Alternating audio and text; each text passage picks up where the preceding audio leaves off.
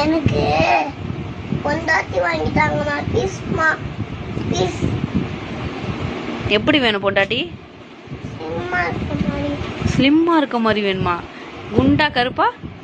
குண்டா கருப்பா தான் வேணும். ஏன் எனக்கு வேணாம் குண்டா கருப்பா மாதிரி. ஸ்லிம்மா இருக்க. ஏன்னா இப்போ வேணுமா உனக்கு பொண்டாட்டி? கஷ்டப்பட்டாவது முன்னுக்கு வரலான்னு நினைக்கும் போதுதான் ஏதாவது ஒரு கஷ்டம் முன்னுக்கு வந்துடுது. அதனால எல்லா கஷ்டமும் தீர்ந்த போலதான் சிரிப்பேன்னு நினைச்சிட்டு இருந்தா சாகுற வரைக்கும் யாவானாலே சிரிக்க முடியாது. பார்த்துக்கோங்க. ஆமா, பெயிண்ட் அடிச்சா நான் சிவப்பாயிடுவேனா? ஒரு முயற்சி தான் 7-8 கோட்டை அடிச்சு பாக்குறேன்.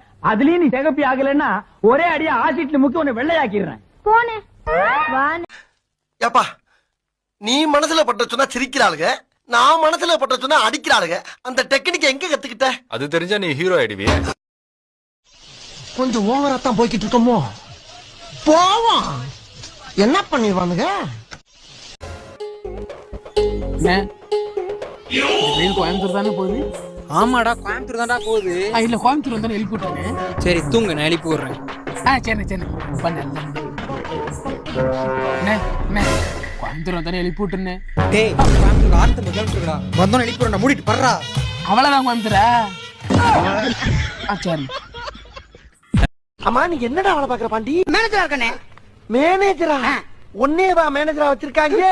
ஏன்னா அப்படி கேக்குற? இல்லப்பா, மேனேஜர் மூஞ்சியே உனக்கு இல்லையடா. டேய், என்னடா எங்க விட்டாரா? மொபைல் வீட்டுக்குனே. மொபைல் வீட்டு போயிட்டு ஹோல் ஷாப் போயிட்டு வரியா? அண்ணே, உன் தம்பி நான் குடிப்பேன் நானே. பாட்டில் வேலை எல்லாம் இறங்கிருச்சா? அப்படின்னா யார் சொன்னது? என்னங்க, இந்த காதலிக்கும் பொண்டாட்டிக்கும் என்னங்க வித்தியாசம்?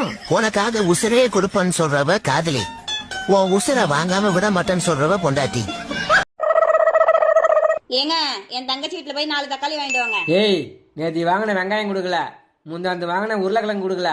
ஒழுங்கா காசை கொடு, போய் கடையில வாங்கிட்டு வந்துடுறேன். யோ, காசு கொடுத்து கடையில வாங்க எனக்கு தெரியாதா? இப்படி வாங்கி தின்னாதான் குடும்பம் நடத்த முடியும். போயா, போய் வாங்கிட்டு வாயா. நீ எல்லாம் பட்டாதான் திருந்துவ. எங்க போய் 1 மணி நேரம் ஆகுது, இன்னும் அந்த ஆளை காணோம். நாமளே போய் பாப்போம். யோ, இன்னும் தக்காளி 4 வாங்கிட்டு வாயானா இங்கே உட்கார்ந்து இருக்கிற? நான் இதுக்கு மேல இங்கேதான் இருப்பேன். என்னையா சொல்ற? அத உன் தங்கச்சிட்டு கேளு. ஏன் ஒரு பொருளா வாங்கிட்டு வந்தாங்க உன் கூட குடும்பம் நடத்தணும்? அதுக்குதான் இங்கே தங்கிடுங்க மாமான்னு சொன்னேன்.